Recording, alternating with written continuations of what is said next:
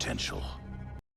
Greetings, fellow mortals. Just a reminder, saying it's just my opinion is for cowards afraid of being called out.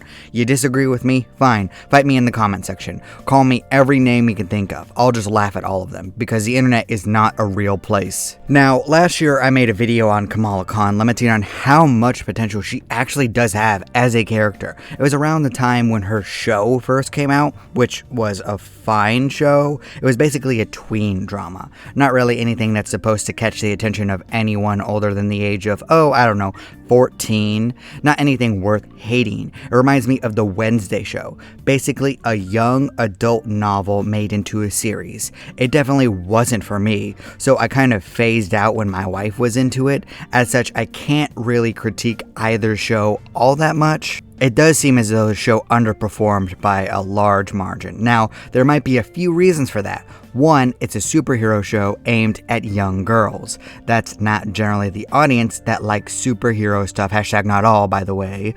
But the numbers with this and the comics about Kamala Khan haven't really been doing great numbers. Always know the target audience. 2, there is no question about the oversaturation of the MCU. Even the hardcore fans admit that there's too much. 3, when a more casual fan sees Marvel in the title, they probably think about Captain Marvel. When they didn't see Captain Marvel in the show, they just tuned out most likely. 4, there hasn't been a whole lot done to make people actually care about Kamala Khan.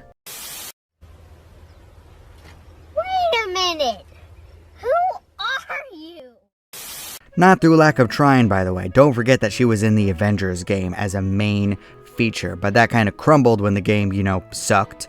Since her creation, Miss Marvel Kamala Khan has been in everything comic related. I don't read them as much anymore, but I do like paying attention to the trends and what is happening. She appears a lot. Her own comics generally get between 3 to 5 issues and then gets canceled. Same thing with her team stories. It's a little sad, really. They keep pushing her without giving her a real story, or a set personality, or anything other than the fact that she's Muslim, which is one of the reasons that I think that she is an interesting character. I like the internal conflict with personal morality and religion. It's one of my favorite parts of the Daredevil show and Daredevil himself as a character. A hardcore religious person breaking their own rules because they feel that they have to for the greater good. But the odd thing about Kamala's relatives is that despite being a fundamental practicing family, they don't really have any conflict in the story. They have no opinions on Miss Marvel, on female superheroes, on superheroes, or even on what Kamala Khan does and says outside of their group. I have met super religious people from many different faiths. They are opinionated on a lot of different things, and they are not afraid to say it. Such conflict would be interesting with Kamala Khan. The same thing could be said about Miss Marvel's school life. She could struggle with being a hero, a teenage girl, and a deeply religious person all at the same time. Disparaging and disgusting remarks from boys on both of her aliases could make dating difficult. Female bullies could harass her for a multitude of reasons, one being her stretching powers. She could struggle with keeping friends when they do things that her religion doesn't allow, but is still morally acceptable in today's society. It would have been difficult to pull off, but it was possible if they wrote their asses off. And I say was possible because Kamala Khan was recently killed off in the comic books. Life sucks, and then you die.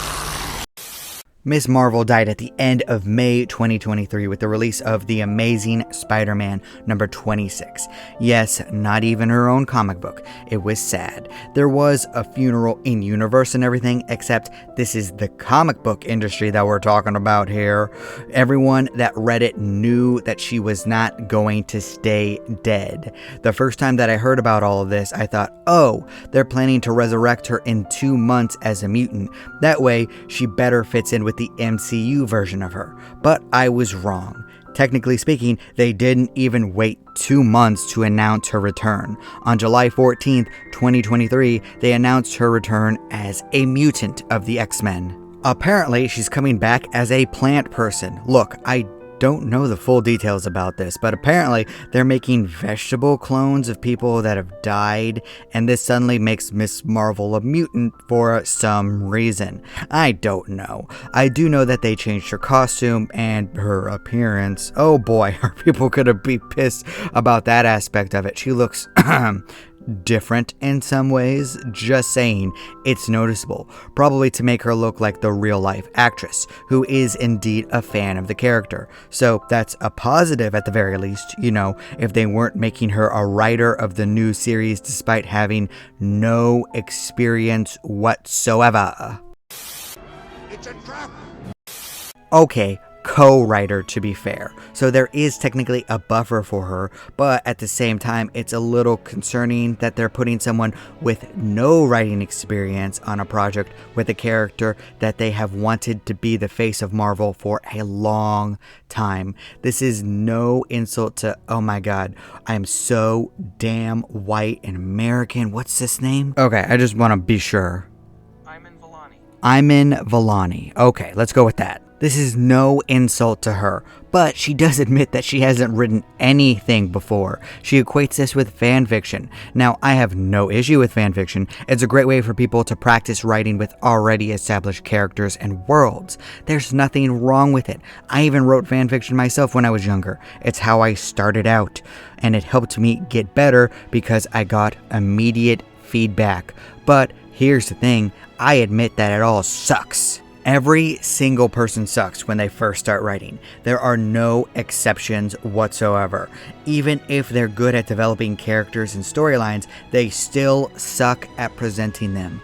I spent over a decade practicing and getting feedback on fanfiction and original fiction alike before I even thought I was decent.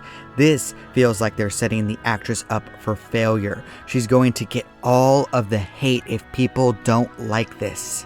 And I don't just mean the usual bros that despise the character in all forms. Fans of the character might very well be pissed about the changes to her.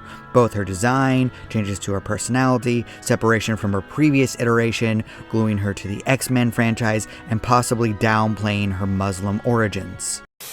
Oh shit, here we go again.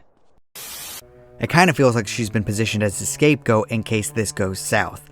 I really hope that this actress is prepared for the harassment that she is about to get from all sides, all of which I obviously condemn. I actually feel bad for her if she's not ready. She's going to be at the center of Marvel for a while, for however long it continues pushing on at least. One of the reasons that comics wanted Kamala Khan alive again so quickly was because of the movie coming out. They're hoping to get sales based on the film, all of the tie-in stuff. In a lot of ways, I think that the successfulness of the Marvels will dictate a lot about the MCU in the future, maybe even Disney as a whole at this point. Ignoring the people that will hate the film no matter what, I wonder if the audience will actually show up for this one.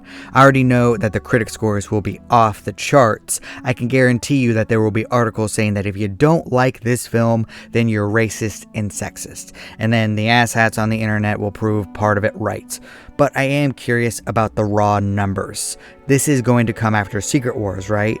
Is that doing well right now? Is it good or bad? I honestly don't know because I wasn't interested in it anymore and I refuse to support art financially. It's okay for fun, but not with $1 billion corporation selling us stuff. Pay the artists, Disney. It is not that hard. This is worthless. It's less than worthless, my boy.